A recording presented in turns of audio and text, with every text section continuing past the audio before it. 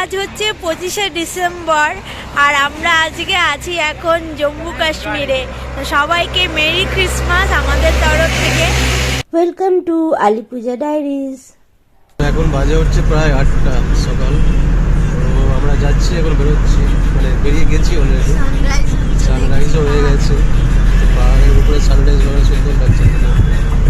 মোবাইলে তো আসবে না, অতটা ক্যাপচার হবে না। তো এটা হচ্ছে জম্মু কন্যাকুমারী এক্সপ্রেসওয়ে, দেখাচ্ছে সামনে থেকে। আগে ঘুমাচ্ছি। তো মোটামুটি সকাল সকাল একটা শেয়ার ট্যাক্সি নিয়ে আমরা বেরিয়ে পড়েছি, কিন্তু আমরা পৌঁছে কোথায় থাকবো তার ব্যবস্থা এখনো হয়নি। তো এরকম একটা টেনশন মাথার মধ্যে কাজ করছে যে যত তাড়াতাড়ি পৌঁছাতে পারবো ততটাই সুবিধা। তো জম্মু স্টেশন থেকে শ্রীনগরের ডিস্টেন্স হচ্ছে 250 কিলোমিটারের মতো, আর গাড়িতে এটা টাইম লাগে হচ্ছে 6 থেকে 7 ঘন্টা। আর মাঝখানে যদি কোথাও ফেসে যায় দুর্ভাগ্যবশত তো আরও টাইম লেগে যেতে পারে। আর আমরা ট্রেনে যাইনি, আর ট্রেনে যদি যেতে হয় তো যেতে হবে জম্মু থেকে উধমপুর পর্যন্ত লোকাল ট্রেন, আর উধমপুর থেকে বেসিক্যালি বানিহাল পর্যন্ত একটা ট্রেন চলে, আর বানিহালে নেবে তারপর নিতে হবে শ্রীনগর পর্যন্ত লোকাল অ্যাকোমোডেশন। থাকার হোটেল না থাকলেও গন্ডোলা রাইডের জন্য টিকিটটা অনলাইন আমরা অলরেডি কেটে রেখেছি, কারণ শেষ মুহূর্তে এগুলো পাওয়া যায় না। গন্ডোলা রাইডের ফেজ 1 আর ফেজ 2 দুটো ধাপ। কেউ যদি ভাবে শুধু ফেজ 1 ঘুরবো তো ঘুরতে পারে, কিন্তু ফেজ 2 যদি যেতে চাই তো ফেজ 1 এর টিকিট অবশ্যই কাটতে হবে। তার উপর ডিসাইড করতে পারে যে ফেজ 2 শুধু ঘুরলাম বা ফেজ 1 ঘুরলাম, ওয়েদার উপর ডিপেন্ড করে, যত তাড়াতাড়ি বেরোনো যায় সেরকম একটা ব্যাপার।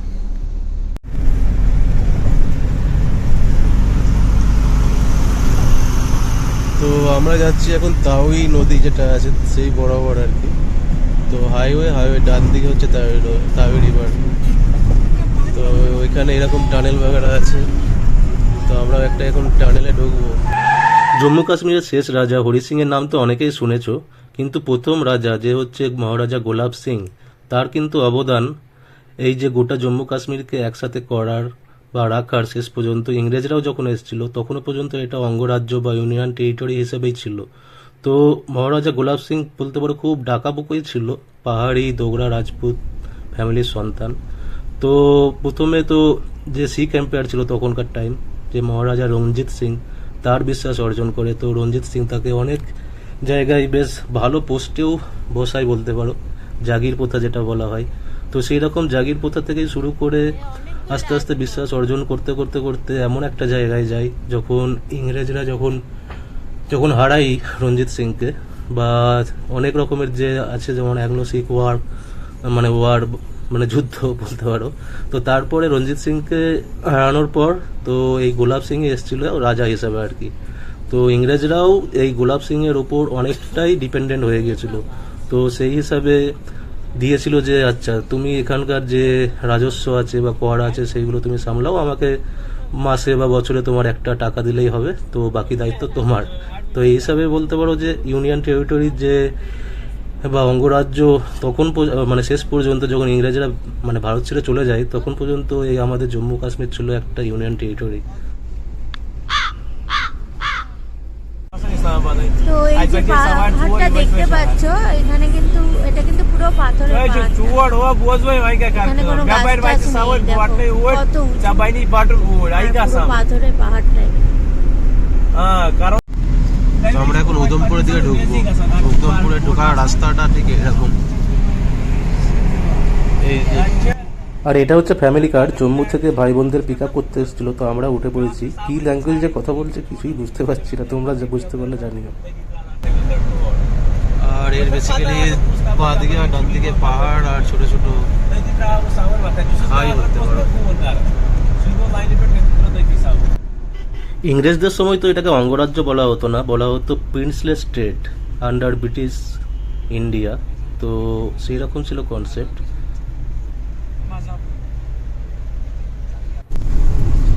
পাহাড়ে এই জিনিসটা দেখতে মজা লাগে, এক এক সময় ফাঁকা সুন্দর দেখা যাচ্ছিল, এক এক সময় দেখো এখনই কুয়াশা ঢেকে গেল পুরোটা, কিচ্ছু দেখা যাচ্ছে না। এদিকে দেখা, এদিকে তো কিছুই আসবে না।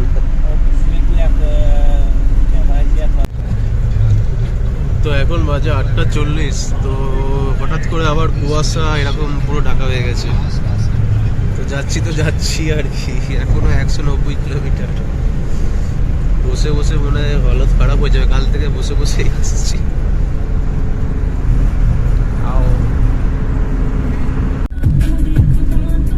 তো ম্যাপের মধ্যে উধমপুর দেখেই যাচ্ছি, উধমপুর আর আসছে না। এত মানে এদিক ওদিকের রাস্তা, মানে টার্ন এদিক ওদিক। ফাইনালি উধমপুর ঢুকে পড়লাম।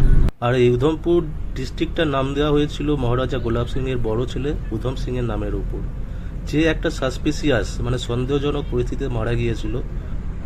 1839 সালে রঞ্জিত সিংকে মারা যাওয়ার পর একটা সন্দেহের বাতাবরণ তৈরি হয়েছিল, কিন্তু সেই সময় গোলাপ সিংয়ের 3 ছেলে অনেকটা হেল্প করে। আর নাউনিয়াল সিং তখন তৃতীয় শিখ মহারাজা হিসাবে আসে। কিন্তু 1 বছরের মাথায় নাউনিয়াল সিং আর উধম সিং একটা ইটের গেট কোলাপস হয়ে তার নিচে চাপা পড়ে মারা যায়, যেটা ছিল একটা সন্দেহজনক পরিস্থিতি। উধমপুর সিটিটা তো দেখতেই পেলে একটা জঙ্গলের মধ্যে তৈরি, তো এখানে নাকি উধম সিং শিকারে আসতো। তো ইন শর্ট এটাই হচ্ছে উধমপুরের ইতিহাস। তোমরাও যদি কিছু ইনফরমেশন শেয়ার করতে চাও তো কমেন্ট করে জানিও। তো আজ হচ্ছে 25শে ডিসেম্বর, আর আমরা আজকে আছি এখন জম্মু কাশ্মীরে। তো সবাইকে মেরি ক্রিসমাস আমাদের তরফ থেকে। তো এখানে এখন একটু দাঁড়ালো, আমরা একটু জলখাবার খেয়ে নিব, ব্রেকফাস্ট করে নিব এখান থেকে। এখানে কতগুলো দোকান আছে, তো চলো এখন ব্রেকফাস্ট করে নেওয়া যাক। সবাইকে বলে দে মেরি ক্রিসমাস। মেরি ক্রিসমাস, দেখতে মেরি পাচ্ছি তেরি না? সব। চলো এখন একটা ব্রেক নেওয়া হচ্ছে, তো চা বাগানে দেখো কতটা বড়। সামনে একটা টানেল আছে বানিয়ালের, এটা বেসিক্যালি। তো আর সামনে বানিহালের বড় টানেল, ওটা 10 কিলোমিটার প্রায়। আগেরটা যেরকম ছিল আর একটা টানেল পড়বে এখানে। তো এই টানেলটা টপকালেই আমরা পৌঁছে যাব কাশ্মীর। তো জম্মু থেকে কাশ্মীর আসতে অনেকগুলোই টানেল পড়লো, কিন্তু এই টানেলটা হচ্ছে সবচেয়ে বড়। আমরা যে টানেলটার মধ্যে দিয়ে যাচ্ছি এখন, ওটা হচ্ছে 10 কিলোমিটার। তো এত বড় একটা টানেলের মধ্যে যখন যাচ্ছি, এটা হচ্ছে ওয়ান ওয়ে, তো গাড়ির স্পিডও খুব বেশি। তো দেখা যাক কতক্ষণ লাগে। চুলগুলির অবস্থা খুবই খারাপ। তো টানেলটা টপকাতে টাইম লাগলো 6 মিনিট। তো 10 কিলোমিটার 6 মিনিটে, আর টানেল টপকেই আমরা পৌঁছে গেলাম কাশ্মীর। তো এই হচ্ছে। তো কাশ্মীরের পৌরাণিক নামটা যেভাবে এসছে খুব একটা ইন্টারেস্টিং। তো বলা হয় যে কা মানে হচ্ছে ওয়াটার মানে জল, আর সামিরা ডেজিকেটেড মানে শুকিয়ে যাওয়া, মানে হচ্ছে জল শুকিয়ে গিয়ে যে জায়গাটা তৈরি হয়েছে সেটাকে কাশ্মীর হিসেবে পৌরাণিক যে নেমতা পুরাণ আছে সেখানে উল্লেখ করা হয়েছে। আর এই জল কে বা কিভাবে শুকালো তার গল্পটা চলো আগে বলছি। শ্রীনগর আরো মোটামুটি 40 কিলোমিটার, 40 থেকে 45 কিলোমিটার। আর আমরা এখন বেসিক্যালি একটু সাইড দিয়ে অনন্তনাগের উপর দিয়ে যাচ্ছি। তো অনন্তনাগটাও রাস্তাটাও দেখা হয়ে গেল, পরে আবার এদিকেই আসতে হবে কাল পরশু। তো ওই আর কি। তো এখনো টাইম লাগে, এখন বাজছে প্রায় 2টো। তো এখনো ধরে রাখো আধা ঘন্টা। তো মোটামুটি ভাবছি 3টের দিকে হয়তো পৌঁছাবো। এইদিকে এই যে কি অবস্থা, খারাপ অবস্থা। খুবই খারাপ অবস্থা।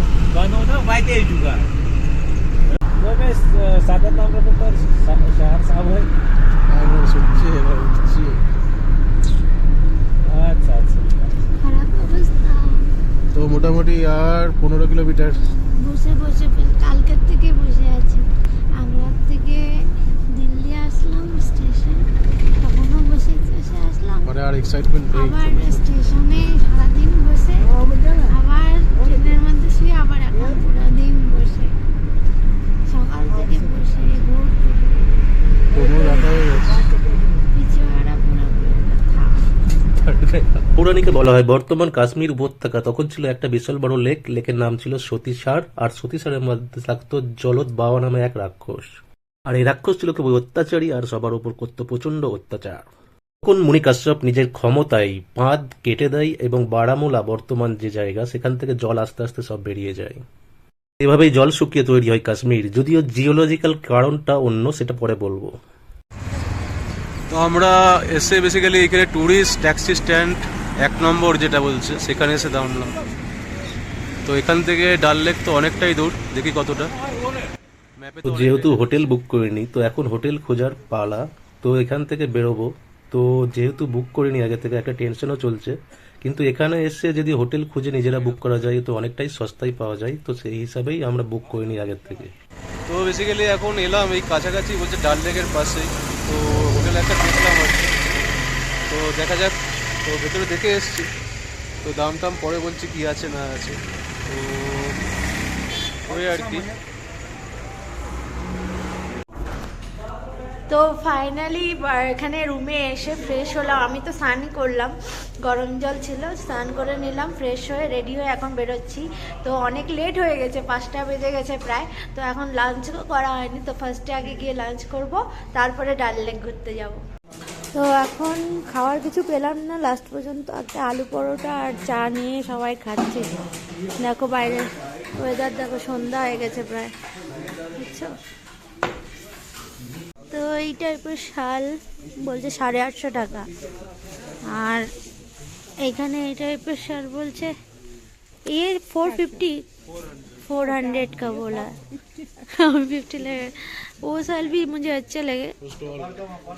ना ওটা শাল, ওটা 500 টাকা বলছে। তো এটা বলছে স্টল, এটা 650। তো খাবার খেতে খেতে তো দেরি হয়ে গেল, তাই ভাবলাম একটু মার্কেটের দিকে ঘুরে আসি। তো আমরা একটা শল ফ্যাক্টরিতে আসছি, তাই শলই দেখছি। তো এখানে বাড়ির লোকের জন্য কিছু শল বাগেরা নেওয়া হলো। এই যে একটা দুটো, ওদের বাড়ির, আলির বাড়ির, আমার বাড়ি সব। আমি রেড কালারটা নিচ্ছি, আর বাকি সব ওদের বাড়ির জন্য নেওয়া হলো। তো এই দোকানটা অনেক বড়, অনেক শল ভ্যারাইটিস শল থাকে, অনেক কিছু অপশন, চুড়িদার পিস টিসও ছিল। তো এত বড় এটা ফ্যাক্টরি, একটা ফ্যাক্টরি থেকে ডাইরেক্ট মাল আসে বলছে। তো এখানে এই টাইপের শল, চুড়িদার পিস, এই টাইপের অনেকগুলো দোকান আছে পরপর। পঞ্চু, এই দেখো বিভিন্ন রকমের পঞ্চু, এই টাইপের ব্যাগ, তো এগুলোরই মার্কেট।